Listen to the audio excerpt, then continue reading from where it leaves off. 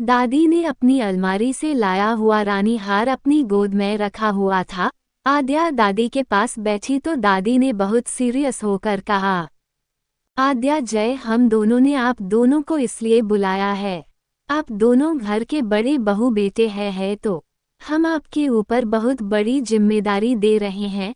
दादी ने अपनी गोद में रखा हुआ दबा उठाया और आद्या को देती हुई बोली, आद्या बेटा, ये हार हमको हमारी सास ने दिया था जब उनको लगा कि मैं उनके परिवार के लिए अच्छी बहू हूँ।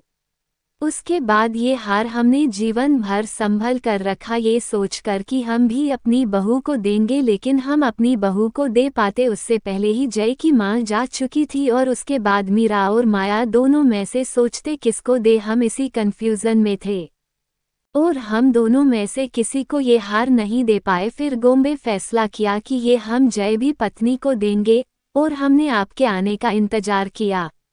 वैसे तो जय के नेचर की वजह से हम उम्मीद ही छोड़ चुके थे, फिर आप आए, आपने आकर इस घर में अपनी जगह बनाई और हमको आपके ऊपर भरोसा करने को मजबूर कर दिया। और अब मुदित की शादी में अपने एक अच्छी बहू और समझदार बहू होने के सारे फर्ज अच्छे से निभाए, अपने परिवार की एकता को अपने स्वाभिमान और अपनी इज्जत से भी बढ़कर मान लिया। हालांकि ये आपकी गलती थी, इज्जत कभी दाव पे नहीं लगनी चाहिए।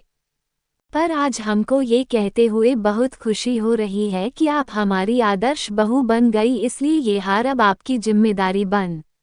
अब ये हार आप अपनी भविष्य में आने वाली पीढ़ी यानी कि आपकी बहू, आपके और जय के बेटे की पत्नी को देने की जिम्मेदारी आपकी है। अब इस हार में पीढ़ी दर पीढ़ी थोड़ा चेंज होता है, आपके हिसाब से हमने इसके अंदर थोड़ा चेंज करवा के दिया है। अब आगे आप जब भी दे तब चेंज करवा कर देना। और उससे पहले बेटा, ये सिर्फ हार नहीं है, आज से इस घर की बागडोर आपके हाथ में है। जय इस घर का बड़ा बेटा ही नहीं बल्कि इस घर को आगे ले जाने वाला वंशज है, तो आपको इस बात का खास ध्यान रखना है। चाहे कैसे भी हालत आ जाए पर परिवार की एकता नहीं टूटनी चाहिए और परिवार कभी बिखरे नहीं। आपको सबको संभल कर चलना है।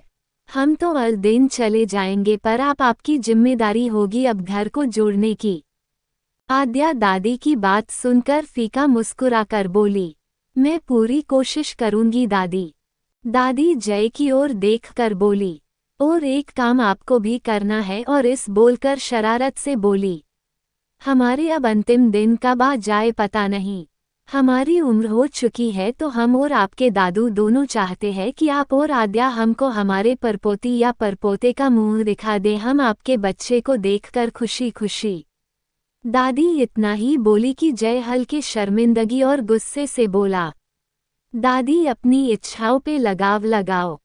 फिर इधर उधर देख आद्या को देखकर हल्की शरारत भरे अंदाज में बोला, आप अपनी बहू से बोलिए ये तैयार हो तो मुझे कोई प्रॉब्लम नहीं। और इतना बोलकर वह से उठकर रूम में चला गया। आद्या शर्म से नजरें झुकाकर बैठी थी, दादी उसके चेहरे को देख रही थी। इतने में दूर खड़ी सोनम भाभी आते हुए बोली, दीदी ऐसा भी क्या शर्माना जब दादी की इच्छा पूरी कर सको। कोल्ड स्वेट स्माइल टंग आउट। अब जीजाजी से भी शर्माओगी तो बच्चे कैसे होंगे, और बच्चे नहीं होंगे तो दादी की इच्छा पूरी कैसे होगी। टंग आउट, ये गलत बात है जीजाजी को ऐसे न तड़पाया करो, उनको उनका हक दो। टंग आउट। और आद्या के नजदीक बैठ गई। आद्या थोड़ी और शर्माने लगी, तभी वो थोड़ा दबी जुबान में बोली, दादी मेरा ये लास्ट सेमेस्टर है, इसके बाद मेरी स्टडी कंप्लीट हो जाए उसके बाद मुझे कुछ बनना है, मुझे वेब डिजाइनर बनना है, तो उसके बाद ही मैं। आद्या इतना ही बोली कि सोनम भाभी फिर से बोली, लो कर लो बात दीदी, आप अपनी स्टडी करती रहना, आपका काम तो बस एक रात का है, बाकी आगे सारे घर वाले मिलकर संभल लेंगे।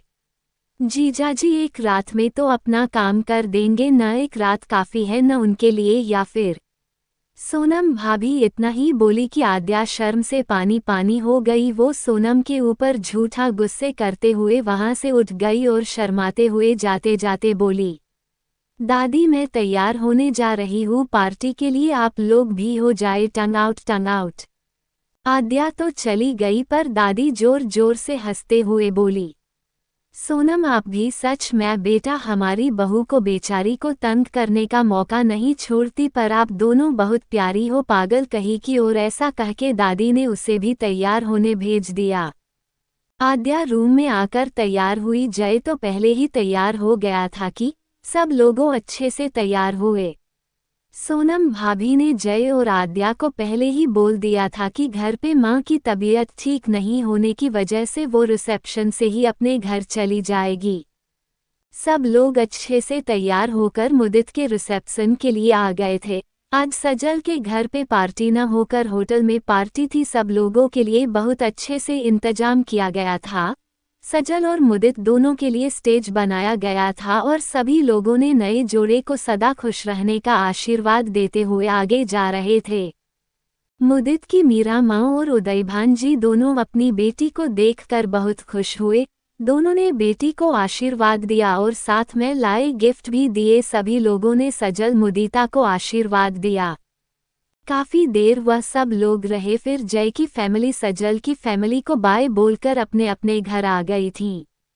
सजल मुदीता की शादी जितनी जल्दबाजी में हुई उतनी ही जल्दी उनकी सारी रस्मों भी हो गई। आज 5 दिन बाद सारे घर वाले बैठे थे। मुदित की सारी रस्मों हो गई थी। वो आज सारी रस्मों को करके सजल की फैमिली के साथ यूएसए चली गई थी।